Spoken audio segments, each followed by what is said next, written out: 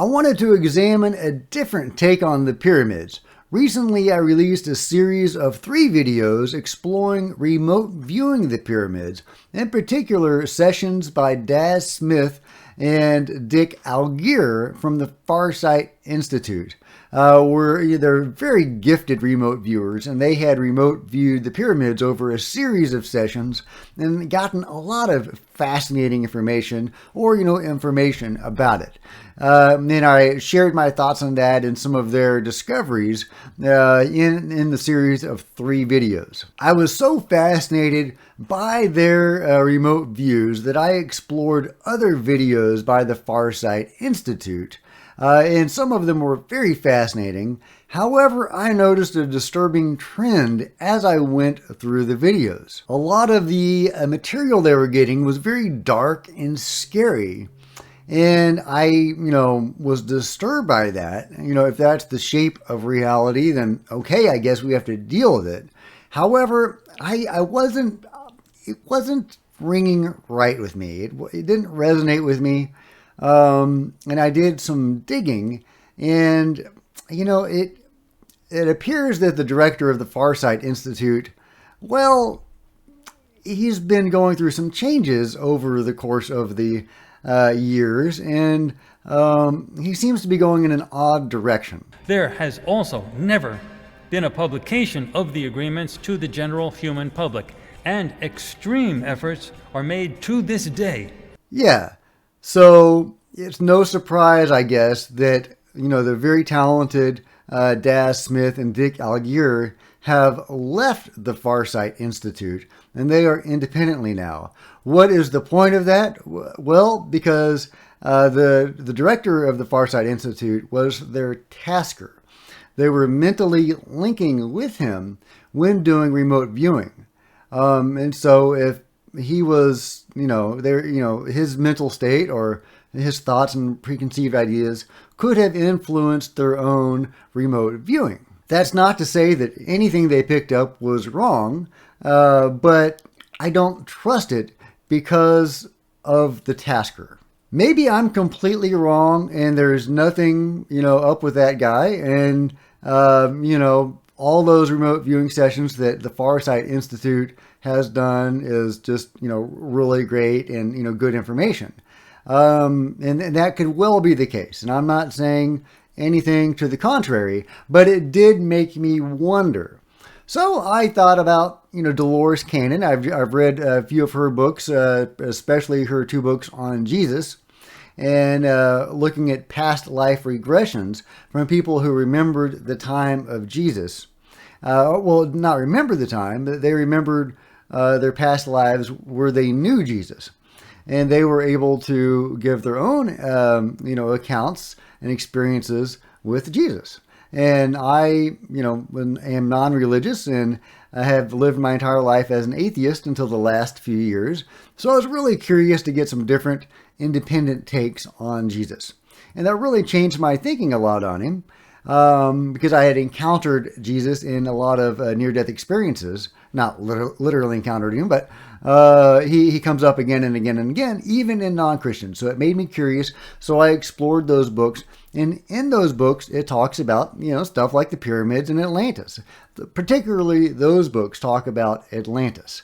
But apparently, Dolores has talked about the pyramids before, and her information is coming from past life regressions.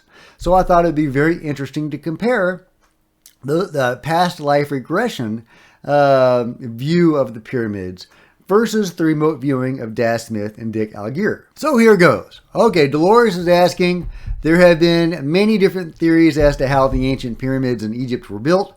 Could we have some information on that subject, please? And Phil, who is under hypnosis, and this is recalling this past life, says these structures were built with the aid of levitation, which is being rediscovered in some areas on Earth today.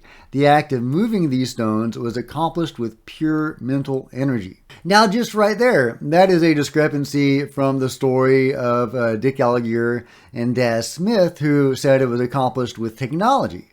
That the beings, either advanced humans working with aliens or non-humans, or non-humans directly, Anyway, and somehow advanced technology was being used to move these huge blocks of stone. So, I don't know which one is right, if either of one are right, but that's an important discrepancy. They both can't be right, I don't think. So, anyway, he goes on. This is possible today at this hour as it was at that time. It requires total focus and concentration. Okay, that's interesting. I do know somebody that can do telekinesis, who can move objects with their mind. It's not like, a Jedi or anything, but it's as close as we're going to get. So it's pretty cool. So I know that's a real thing. But huge blocks of stone floating through the air, that's going to take some work. The person I know couldn't do that, but it wouldn't surprise me if somebody somewhere sometime could do that. There were a group, continuing on, there were a group of 5 to 7 of the priests who were schooled in this science and many other sciences. This was merely one aspect of their training. The knowledge was transferred from Atlantis. The pyramids were a gift of the knowledge from Atlantis. The stones that we are familiar with are cut and quarried in distant locations, then transported by telepathy. The priest would accompany the stones on the transport and then levitate them to that point from which they were erected. The work was more mental than physical. The priests were transported in more conventional manners, as in chariots, but would accompany the stones and keep the stones in their sight so as to firmly keep the stones in their concentration. The stones were transported from the quarries to the site by levitation and were then moved into place with levitation. The entire raising was done with levitation. The energies used and extended in those stones during their levitation was stored. Each stone stored a small part, and so the pyramid as a whole contained much energy. Interesting. The stones act as crystals, and that they can store human energy as well as many other energies. Dolores says, I've seen some where the stones fit together absolutely perfectly with no type of mortar or cement, and they are even curved so they will all fit together. Clara, I guess that is her assistant, or is this another one of the subjects? Says, yes, it is done telepathically, simply by using thought. Thought is the creation of everything. First becomes a thought. And in the thought of those that were creating the structure, they unified that thought in such a way that every corner would fit perfectly, because every thought fit perfectly with every other thought. And so when every thought meshes and molds itself one to the other, it becomes the other, so that it fits perfectly in a pattern or design which one chooses it to be. Dolores says, some people think it might have been done with machinery like laser beams. Answer, thought is the fastest laser known. Thought is the fastest laser known. Each block is a thought, so a thought can be the foundation. One block at a time is one thought at a time, and all the thoughts together, and you might say a telepathic stone is a thought. And so every thought being a telepathic stone or a physical stone, because thought can become physical. And each one is then placed one on top of the other, one beside each other, however the pattern fits to create. How were they transported or placed one atop each other? By thought. So my thought is to create this stone. I might say, I will bring this stone from here and place it here. It was a collective construction of many people with the thoughts. So my thought is that I have this stone to put here and this one here. The thought becomes a reality, a living being. A stone is a being. It's just a different mass of energy. As you see, it's a mass that doesn't move, but it is all space. It's all space and it's all energy. So therefore, this collective group with one mind, one unity, one goal, and one constructo create, they run together, construct to, I think they meant to say, create, bring these thoughts together, and creates a physical construct. Dolores says, then the group mind was more powerful than the individual. Answer, much more. It always is when there is one thought or one goal that wants to be achieved. Skipping ahead a little bit, Dolores says, so it was possible at later times they did use sound. Answer, oh yes. Question, were the original group that used group thought to build the pyramids human beings? Answer, oh yes. Highly evolved human beings. Dolores, were these the ones you said were the survivors of Atlantis? Answer, brought back to Earth from the stars. Does that mean the people of Atlantis left the Earth and then came back to build the pyramids? I don't know. It doesn't really get addressed here.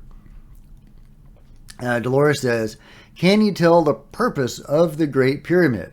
It is a storehouse for knowledge is the answer of all that the earth is. The mystery of the earth and the creation of the earth is in the Great Pyramid. Man has lost the capacity to use his mind to the fullest. He uses only a small portion of that which is available to him. He needs to open up and accept that there are no limitations. And without limitations, you can go beyond time and space. The energies of the pyramids are being reactivated, and new changes will be taking place in that area. Dolores says, is it true the pyramids are also an energy transmitter to other planets or even galaxies? Answer, that is correct. The energy streaming onto your planet is focused by this geometric design far more than the concept of perfect can even approach. However, the square or even the cube of the concept of perfect or perfection, such that the resonance of this perfection reaches beyond three-dimensional realities. Pyramid energy, the most absolute truth that could possibly be attained in your lower realities, stretching beyond simply your three-dimensional realities. This truth, then, is sensed in other areas of your galaxy. The energies streaming to and from your planet are directed or homogenized by this truth. The pyramids were used as observation points. For the alignment of the stars can be calculated by the proximity of the apex of the triangle to the nearest marker star or mark star. What about the strange energy in the pyramids that people say can preserve things? The energy is simply an energy which is able to focus through the human body. There are those energies which the human body cannot focus, which would be out of tune with the human experience. So these pyramids do not hold this type of energy, as the humans who store the energy in these pyramids were unable to channel this energy into them. Thus, these pyramids contain energy which is peculiar to the human experience. The material can be charged by any human who focuses his energies into it, as those who work with crystals know very well. The same principle applies here. The pyramids are full of human energy, more so than any other object or device currently on Earth. When one enters into these pyramids, they enter into this field of concentrated human energy. They are immersed and bathed in the energy that is part of the personalities of those who charge the stones. Okay, so if you saw my videos on remote viewing the pyramids, you'll see that it is very, very different from this account. And I actually went onto the Farsight Institute website and read the page-by-page notes of the remote viewers as they were going through their journey. And there's some really dark stuff in there. I mean, human sacrifice, cannibalism. Like I say, it got a little weird, and it didn't resonate with me, which is why I sought out additional alternate information, not accepting the mainstream archaeological information. Is Dolores Cannon's, softer, nicer, more benevolent, more human take on this more correct than the more inhuman and darker take by the Farsight Institute? I don't know. Maybe neither are correct. It's also possible that everybody is being honest, and all these people that are getting this information are talented obtainers of this information in their own way. I don't think anybody that knows anything about remote viewing could argue that Dick Algier and Daz Smith are not talented remote viewers, for example. But is it possible that they are being given this information by somebody else? Are they being manipulated into perpetuating these differing narratives, possibly to conceal the actual truth? That's the problem that I have with channeled information, which, I consider, remote viewing to be to some extent, as well as past life regressions, especially when it goes deep like Dolores Cannon does. I consider that in the realm of channeled information, and you have to worry about that being colored by outside influences, not necessarily the people doing the channeling. So, those are all questions that I have. I certainly like Dolores Cannon's take on it better. It's benevolent. It's the people of Atlantis who are goodly beings in this version. And it's full of good human energy. So, I don't mind aliens working on it if they were goodly aliens or beings from above. I don't want to limit it to aliens. They can be whatever they are. But anyway, those are my thoughts on this. I have, evolving thoughts on the pyramids in Atlantis. I'm fascinated by them, but I don't want to believe in something that's not true. So I'm trying to get to the bottom of all this stuff as best I can. If you guys have any leads for me or any thoughts on this, please let me know in the comments below. And if you've enjoyed this video, please give it a big thumbs up. I would really appreciate it. Also smash that subscribe button and the bell next to it to be notified of future videos. Join me on social media. There's Facebook and Twitter links below. And please share these videos when they drop on social media. You can also help support the channel by becoming a channel member to receive exclusive access and videos, or leave a tip in the tip jar with the super thanks feature below. Until next time, this is Jack with Cosmic Road.